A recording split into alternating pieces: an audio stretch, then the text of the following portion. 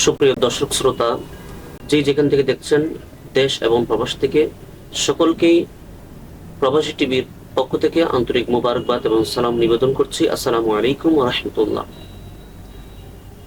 Monowar Alam foundation কর্তৃক আয়োজিত পবিত্র মাহে রমদানের মোবারক উপলক্ষে নাজাতের মাস রমদান, এই অনুষ্ঠানটি প্রথম রমজান থেকে শুরু হয়েছে।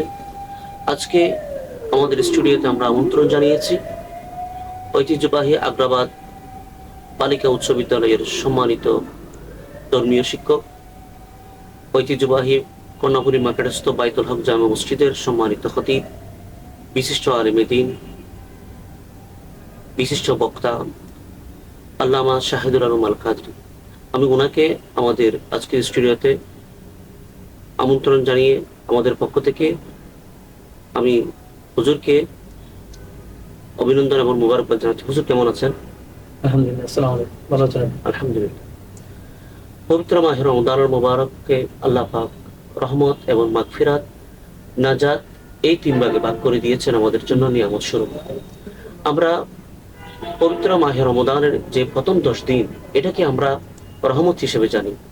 এই রহমত এটা আমাদের জন্য কি কি আপনার কল্যাণ বয়ে আনবে এবং আমাদের জন্য এখানে কি কি কল্যাণ নিহিত রয়েছেন, কিভাবে আমরা আল্লাহ পাকের রহমত অর্জন করব, এই বিষয়ে আমি আপনার কাছ থেকে কিছু জানতে চাই। ধন্যবাদ সম্মানিত উপস্থাপক জনাব মাওলানা ইনামুল করিম কাদরি মাদ্রাজুল আলী। আমি প্রথমেই প্রবাসী টিভি এবং প্রবাসী টিভির নিয়মিত দর্শক যারা আছেন এবং দেশ এবং প্রবাস থেকে যারা দেখছেন সবাইকে মাহে রমজান মুবারকের শুভেচ্ছা এবং মুবারকবাদ জানাচ্ছি। সুন্দর একটা প্রশ্ন করেছেন আপনি যে রমজান মাসকে 3 ভাগে ভাগ করা হয়েছে। হাদিসের পাকের মধ্যে এসেছে, আমার রাসূল রমজান মাসের পরিচয় দিতে গিয়ে বলেন, আউয়ালুহা রাহমাতুন ওয়া আওসাতুহা মাগফিরা ওয়া আখিরুহা ইতকুম মিনান নার। তো সেই সুবাদে প্রথম অংশ রমজানটা স্বাভাবিকভাবে 30 দিনে হয়, চাঁদ দেখার উপর মাঝে মধ্যে 29-এ হয় আর কি। তো প্রথম 10 দিন রহমত হিসেবেই বিবেচিত হয়।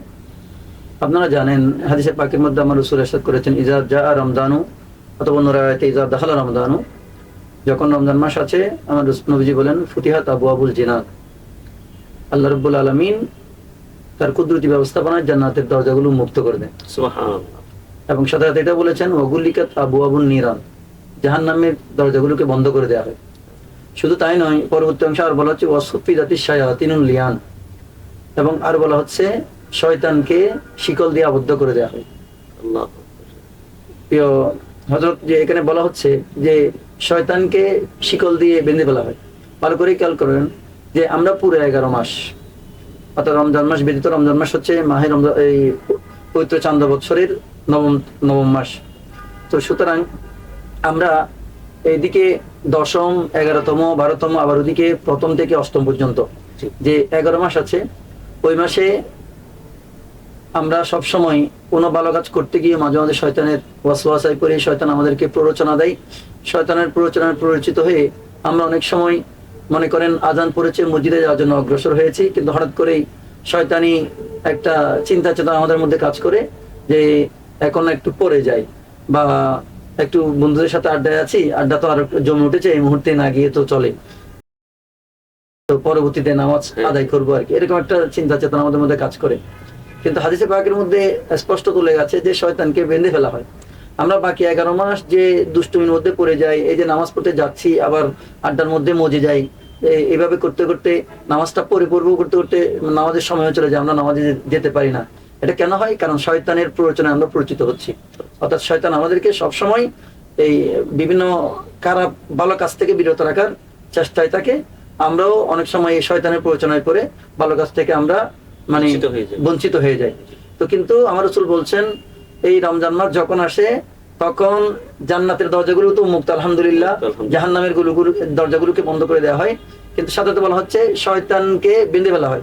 তো আমরা খারাপ কাজ করি বা ভালো কাজ থেকে বিরত থাকি, বঞ্চিত হই কেন? কারণ শয়তানের প্ররোচনায় পড়ে। যেহেতু আমার নবীজি বলেছেন রমজান মাস আসলেই শয়তানকে বেঁধে ফেলা হয়, তা আমরা তখন এই শয়তানের প্ররোচনায় আর পড়তে পারি না। শয়তান আমাদেরকে ইচ্ছা থাকলেও তার প্রয়োজন আমাদেরকে ফেলতে গ্রাস পারে করতে পারে না। হ্যাঁ, গ্রাস করতে পারে না। এবং তার একটা জ্বলন্ত প্রমাণ হয়তো আপনারা লক্ষ্য করেছেন যে দেখবেন অন্যান্য মাসে আপনারা দেখেছেন মসজিদে আমরা যে কোনো ফজর নামাজে কোনো মুসল্লি পাওয়া যায় না, আবার জোহরের নামাজে মোটামুটি এভাবে 5 ওয়াক্ত নামাজে দেখা যাচ্ছে অনেক মসজিদে, আমাদের হয়তো শহরাঞ্চলে কিছুটা মুসল্লি দেখা যায়, অনেক মসজিদে গ্রামাঞ্চলে দেখি মানে ইমাম মুয়াজ্জিন ছাড়া কোনো মুসল্লি নেই। কিন্তু আলহামদুলিল্লাহ এখন দেখবেন ফজর নামাজ হলেও একেবারে তৃণমূল অত গ্রাম অঞ্চলে পর্যন্ত দেখি একেবারে মসজিদের ভিতরে মূল জায়গাটুকু কোনো জায়গা থাকে না, মানে মসজিদের যে অবস্থানটা ওখানে কোনো জায়গা থাকে না, মুসল্লির এত চাপ বেড়ে যায়। তো কেন? আগে আমাদের শয়তান আমাদেরকে ঘুমের মধ্যে আদর করতো যে তুমি আরো ঘুমাও, তুমি আরো একটু আরাম করো, আস্তে আস্তে যাবে আর কি। কিন্তু এখন তো শয়তান আমাদেরকে সেই মানে ডিস্টার্বটা করতে পারে না, শয়তান আমাদেরকে সেই তার প্ররোচনায় ফেলতে পারে না। যার ফলশ্রুতিতে দেখেন রমজানের শুরু থেকে এখন, আপনি এটা কিন্তু আমার বানানো কথা না, আপনি প্র্যাকটিক্যালি দেখবেন যে মসজিদগুলো একেবারে মুসল্লিতে ভরপুর টইটম্বুর হয়ে যাচ্ছে। তো এটা মানে আল্লাহর একটা স্পেশাল রহমত, শয়তানকে বেঁধে ফেলা হয়েছে বলেই আজকে শয়তান আমাদেরকে ডিস্টার্ব করতে পারে না, সমস্ত মুসলিম মিল্লাত আজকে মসজিদমুখী হয়েছে। এবং দেখবেন রহমত যেটা প্রশ্ন করেছেন, রহমত হবেই না হবে কেন? এই আল্লাহর স্পেশাল রহমত এই রমজান মাসে দেখা যায় যে মানুষ যেভাবে অন্যান্য সময় যেভাবে আপনার পাপ কাজে জড়িত হয়, অশ্লীল কাজে, এই বিভিন্ন এই অশ্লীলতার মধ্যে বা বিভিন্ন অরাজকতার মধ্যে ডুবে থাকে, এখানে আরো বিভিন্ন ধরনের খারাপ কাজে জড়িত থাকে, রমজান মাস যখন আসে আপনি দেখবেন যে মানুষের মধ্যে ওইরকম তেমন ওই খারাপ কাজের চর্চাগুলো তেমন দেখা যায় না।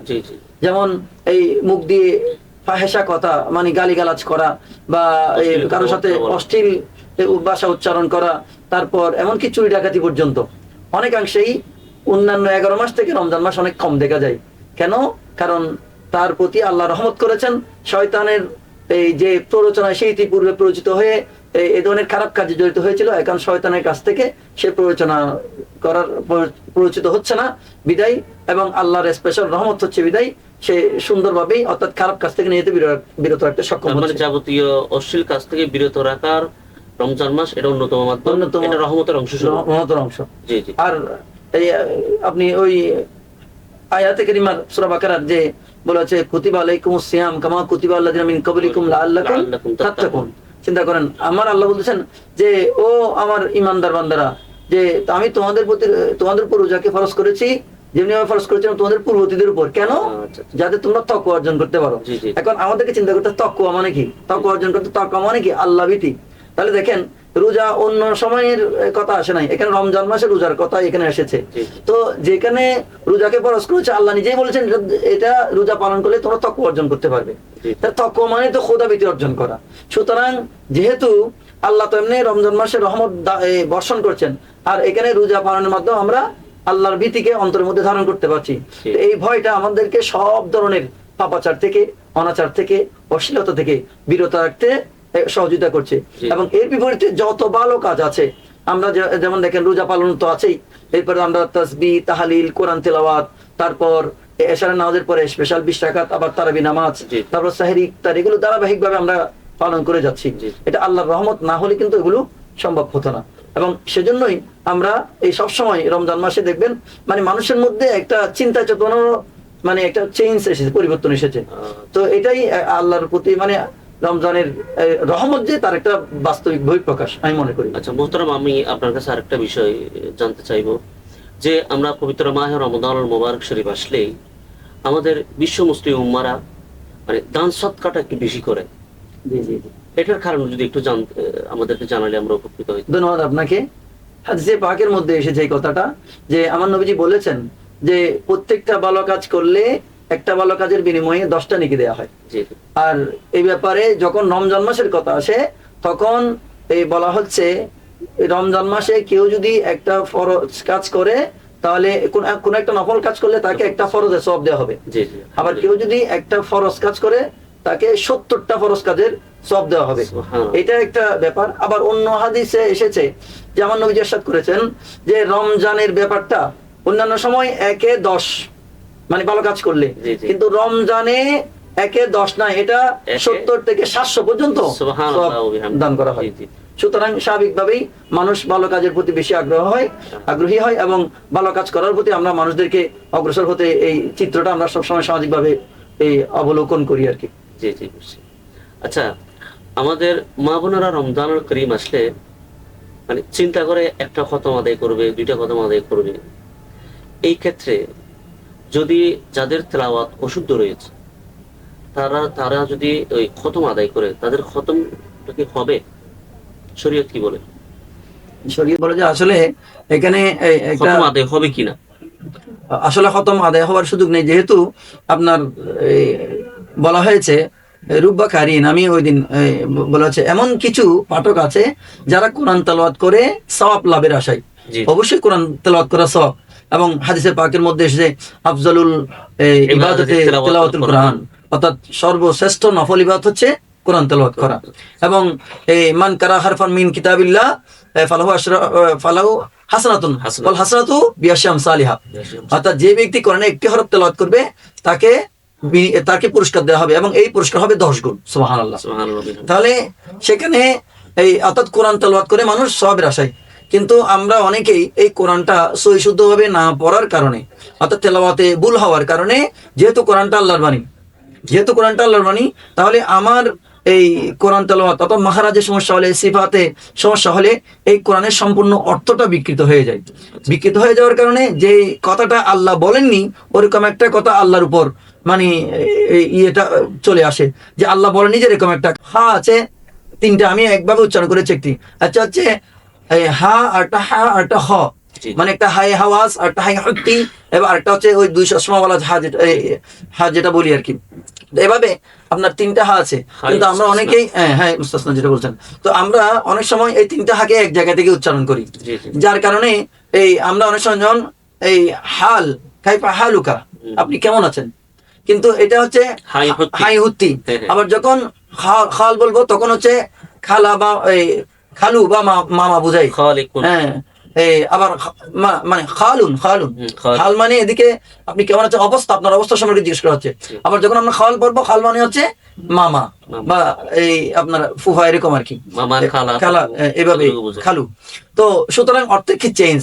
আবার দেখেন, খেয়াল করেন, কপ লাম্বা কল্প তো হচ্ছে মন, হৃদয়, অন্তর। এই জায়গায় যদি আমি কাপ দিয়ে পড়ি তাহলে কাল মানে কুকুর, তাহলে দেখেন কত অর্থটা কত চেঞ্জ হয়ে যাচ্ছে। সুতরাং আমাদের মা বোনরা অবশ্যই সওয়াবের উদ্দেশ্যে কোরআন তেলাওয়াত করে, সেটা আমি বিশ্বাস করি।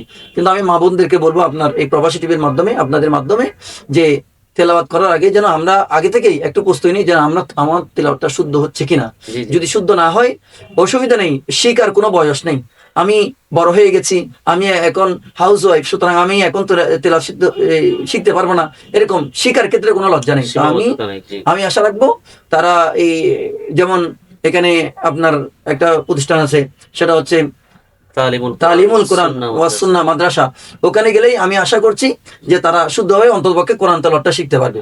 তো সুতরাং এখানে বয়সের কোনো ব্যাপার নয়, আমার প্রয়োজন হচ্ছে আমাকে শুদ্ধ করে কোরআন তেলাওয়াত করতে হবে। শুদ্ধ করে কোরআন তেলাওয়াত করলেই 1 এ 10, আর এই 10টা কিন্তু যদি এমনি স্বাভাবিক ভাবে, কিন্তু যখন রমজান মাস আছে তাহলে এটা 1 এ 70 নয়, 1 এ 700 গুণ পর্যন্ত সওয়াব আল্লাহর পক্ষ থেকে প্রদান করা হবে। সুতরাং মা বোনদেরকে বলবো যে অবশ্যই আপনারা রমজান মাসে বেশি বেশি কোরআন তেলাওয়াত করবেন, তবে তার আগেই আপনার কোরআন তেলাওয়াতটা শুদ্ধ হচ্ছে কিনা, শুদ্ধ হচ্ছে কিনা এই ব্যাপারে একটু চিন্তা করবেন। আর যদি জানা যায় আপনার তেলাওয়াতে অশুদ্ধ আছে, ভুল আছে, তাহলে আমি আশা রাখবো যেখানে এরকম আপনার তাসবিহ সহকারে, অনেকেই অনেক মা বোনেরা কোরআন তেলাওয়াত করে কিন্তু তাদের এই তাসবিহ সংক্রান্ত জ্ঞান না থাকার কারণে তাদের তেলাওয়াতে ভুল হয়। তো হাদিসে পাকের মধ্যে এসেছে এমন অনেক কোরআনের পাঠক আছে যারা কোরআন তেলাওয়াত করে সওয়াবের আশায়, কিন্তু বিপরীতে কোরআন তাদেরকে লানত করে। নাউজুবিল্লাহ। তো আমরা আশা রাখবো আল্লাহ রাব্বুল আলামিন যেন এই ধরনের কোরআনের অভিশাপ থেকে আমরা সহ আমাদের মা বোনরা যারা আছে তাদেরকে আল্লাহ যেন হেফাজত করেন। সুতরাং আমি যে সমস্ত মা বোনেরা সওয়াবের উদ্দেশ্যে মাহে রমজানে বিভিন্ন ভাবে কোরআন তেলাওয়াত করেন, 1-2 বার খতম দেওয়ার চিন্তা করেন, এভাবে অনেকে আমরা দেখেছি, বিশেষ করে আমাদের গ্রাম অঞ্চলে দেখি সুন্দর করে সবাই এই নামাজের পরেই এই জায়নামাজে বসে কোরআন খুলে তেলাওয়াত করছেন। সুতরাং আপনাদের কোরআন যদি তেলাওয়াতটা অশুদ্ধ হয় তাহলে এই ব্যাপারে কোরআনের অভিশাপে আপনারা জর্জরিত হবেন। তাই আমরা আশা রাখবো যে আমি আপনাদের এই প্রবাসী টিভির মাধ্যমে আমি মা বোনদেরকে আহ্বান জানাবো যে আপনারা অবশ্যই এই ভুল কোরআন তেলাওয়াত না করে সঠিক শুদ্ধ উচ্চারণে যেন কোরআন তেলাওয়াত করেন। এবং এই ব্যাপারে যদি আপনাদের সহযোগিতা লাগে, বিভিন্ন আপনাদের আশেপাশেই অনেক ধর্মীয় প্রতিষ্ঠান আমরা এখন দেখতে পাচ্ছি জায়গায় জায়গায় এই একেবারে নুরানি নুরানি এই মাদ্রাসা বিভিন্ন জায়গায় এখন স্থাপিত হয়েছে। আপনারা এই সেই মাদ্রাসায় গিয়ে যারা সেখানে প্রশিক্ষণ দেন, এরকম কোরআন শুদ্ধ কোরআনের শিক্ষা দেন, ওনাদের শরণাপন্ন হলে আশা করি আপনারা এই অবশ্যই উপকৃত হবেন। এবং বিশেষ করে এই এখানে আমাদের পাশে আছে আগ্রাবাদে তালিমুল কোরআন ওয়াস সুন্নাহ, এখানেও শুদ্ধভাবে কোরআন তেলাওয়াতের একটা প্রশিক্ষণ ওনারা একটা পাঠ রেখেছেন জি, জি। এবং বয়স্কদের জন্য একটা ব্যবস্থাপনা করেছেন। বয়স্কদের জন্য সম্পূর্ণ ফ্রিতে বয়স্কদের পবিত্র মাহে রমজান শরীফ উপলক্ষে আমাদের যে সমস্ত আমার মুরব্বী বয়স্ক যারা রয়েছেন জি। তাদেরকে সম্পূর্ণ ফ্রিতে আমরা কালামে মজিদের এই নাজিলের মাস পবিত্র রমজান, এই রমজানকে কেন্দ্র করে আমরা একটা এই আল্লাহর কোরআনুল কারীমের নাজিলের মাস উপলক্ষে আমরা বিশেষ অফার রেখেছি। যে সমস্ত মুরব্বীরা কোরআন শরীফ অশুদ্ধ, 5 ওয়াক্ত নামাজ দৈনন্দিন নামাজগুলো পারে না, কিন্তু অনেক জায়গায় ত্রুটি রয়ে গেছে, জি, এগুলো সংশোধনের লক্ষ্যে আমরা আজকে আমাদের এই সকলের সুপরিচিত এই বিশ্বব্যাপী পরিচিত প্রবাসী টিভির মাধ্যমে আপনাদেরকে জানাতে চাচ্ছি, আপনারা আমাদের আগ্রাবাদ সমনিয়স্ত তালিমুল কোরআন ওয়াস সুন্নাহ মাদ্রাসায় এসে যোগাযোগ করুন। অবশ্যই আমরা আপনাদেরকে পবিত্র কালামে মজিদ এর সহি কোরআন শিক্ষা দিতে বদ্ধপরিকর। আশা করছি সকলে আমাদের মাদ্রাসায় আসবেন, এই প্রত্যাশা রাখছি।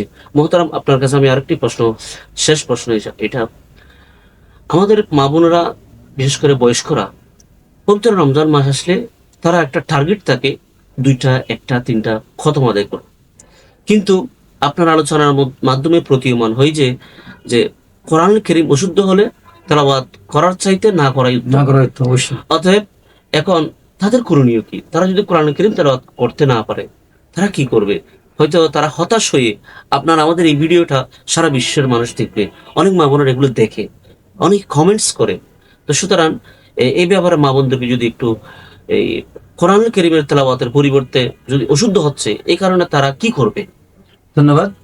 আমি আবারও প্রবাসী জীবীর মাধ্যমে আপনাদের মাধ্যমে আমাদের মা বোনদেরকে জানাতে চাই যে যেহেতু হাদিসের মধ্যে সরাসরি বলে দেওয়া হয়েছে যে কোরআন যদি অশুদ্ধ তেলাওয়াত করা হয় এটার অর্থ বিকৃত হয়ে যাবে, যেহেতু এটা আল্লাহর বাণী, এটা কোনো রচিত কিতাব নয়, সুতরাং আল্লাহর কথা পর্যন্ত আল্লাহর বাণী বিকৃত হয়ে যাবে। জি। তাই এই জায়গায় সওয়াবের পরিবর্তে আপনি গুনার ভাগীদার হবেন। আচ্ছা, তো সুতরাং আমাদের মা বোনরা যারা আছেন, আমি আপনাদের প্রবাস টিভির মাধ্যমে মা বোনদের জ্ঞাতার্থে এটাই মেসেজ দেব যে আপনারা এই কোরআন তেলাওয়াত ছাড়া অন্যান্য নফল নামাজ আছে, জি, জি। তাসবিহ, তাহলিল, এই দরুদ, মিলাদ, কিয়াম, এগুলো পাশাপাশি বেশি বেশি করে নফল নামাজ আদায় করবেন, তারপর দান সদকা করবেন। এই মাসে যে ভালো কাজই হোক এটা 70 থেকে 700 পর্যন্ত আপনার আমল নামায় দেওয়া হবে। সুতরাং আমাদেরকে বলবো এই প্রতিযোগিতা পূর্ণভাবে কোরআন তেলাওয়াতে না গিয়ে যদি আপনার তেলাওয়াত শুদ্ধ না হয় জি, জি। তাহলে আপনারা অন্যান্য যেগুলো অন্যান্য নফল ইবাদত যেগুলো আছে আপনার ওই নফল নামাজ বলতে পারি, তাসবিহ, তাহলিল, এভাবে এগুলো আদায় করে আপনি এই মাহে রমজানের গুরুত্বপূর্ণ কণটুকু আপনি অতিবাহিত করতে কোরআন তেলাওয়াতের পরিবর্তে লা ইলাহা লা ইল্লাল্লাহ, ইলাহা ইল্লাল্লাহ, সুবহানাল্লাহ, সুবহানাল্লাহ, আল্লাহু আল্লাহু আকবার, আকবার। এক কথায় তাসবিহ, তাহলিল, তাকবীর, এভাবে যেগুলো আছে আর কি। এরপর মাগরিবের পরে সালাতুল আওয়াবিন করতে হবে। সালাতুল আওয়াবিন করতে পারেন, সালাতুল ইশরাক আছে, এদিকে বিভিন্ন সময় আমাদের তো আল্লাহর রহমত, আমাদের উম্মতি মুহাম্মদের জন্য মানে কি বলবো, এই পুরোটাই আমরা শুধু সেটা না, কোনো একটা ভালো কাজ করলেই, এমনকি আমি আমার নিয়মিত ঘুমাতে সময় আমি যদি ইসলামিক রুলস এই যদি পালন করে ঘুমাই তাহলে আমার পুরো ঘুমানোটাই ইবাদত হিসেবে বিবেচিত হবে। জি, জি। তো সুতরাং আমাদের জন্য ইবাদত করার জন্য শুধু কোরআন তেলাওয়াতে আমি ধরে নিব ওটা না, যে কোনো ভালো কাজ করলেই ওটা নফল ইবাদত হিসেবে বিবেচিত হবে। এবং রমজান মাস হলে তো সেটা যেটা বলছিলাম এটা 700 গুণ পর্যন্ত সব আপনার আমল নামায়। আপনার ওদিক দিয়ে তো আপনার সাহারের পূর্বে ওই টাইমে তাহাজ্জুদ সালাতুল তাহাজ্জুদ আছে, তাহাজ্জুদ আদায় করতে পারে, সালাতুল এই তাসবিহ পড়তে পারে, এবং এই নফল নামাজের মধ্যে সর্বশ্রেষ্ঠ নামাজ হচ্ছে তাহাজ্জুদ নামাজ। আল্লাহু আকবার, আল্লাহু আকবার। এটা তো এখন কিন্তু এই নামাজটা অন্যান্য সময় মানুষ সেহরির সময় ওই ক্ষণে জেগে থাকে না, কিন্তু এখন সেহরির কারণে মা বোনেরা তো অবশ্যই একটু আগে সারা রাত জাগ্রত থাকে। সারা রাত জাগ্রত। সুতরাং ওই সময় ওনারা কোরআন তেলাওয়াতের দিকে না গিয়ে ওনারা এই 4 রাকাত 6 রাকাত 8 রাকাত এভাবে করে তাহাজ্জুদ নামাজ পড়তে পারেন নিয়মিত। এভাবে চর্চা করলে না ইনশাআল্লাহ ওনারা কোরআন তেলাওয়াতের থেকে আরো বেশি মানে সওয়াবের ভাগী হবেন। মোহতারাম, আপনাকে অসংখ্য ধন্যবাদ। শুধু দর্শক শ্রোতা যেখান থেকে দেখছেন, আপনাদেরকে প্রবাস টিভির পক্ষ থেকে অসংখ্য মোবারকবাদ জানাচ্ছি। আমাদের সাথে থাকুন। আপনাদের দর্শক শ্রোতাদের উদ্দেশ্যে আরো একটি কথা বলে শেষ করছি। আমাদের প্রবাসী টিভি আপনাদেরই জন্য, আপনাদের অধিকারের কথা বলবে, ইসলামের সঠিক রূপরেখা তথা নবী পাক সাল্লাল্লাহু আলাইহি ওয়াসাল্লাম যে পথে যে মতে চলেছেন ওই মতকে আমরা উপস্থাপনের লক্ষ্যে এই ইসলামী আয়োজনটুকু করে থাকি। আপনাদের এই আমাদের আয়োজনটুকু আরো ব্যাপকভাবে ছড়িয়ে দেওয়ার জন্য, সকলে জানার উদ্দেশ্যে আপনারা আমাদের প্রবাসী টিভির পেজে আপনারা কমেন্টের মাধ্যমে জানিয়ে দিবেন। আপনাদের কোনো যদি প্রশ্ন থাকে, ইসলামী কোনো প্রশ্ন থাকলে, আপনাদের কোনো পরামর্শ থাকলে আমাদের সাথে শেয়ার করুন।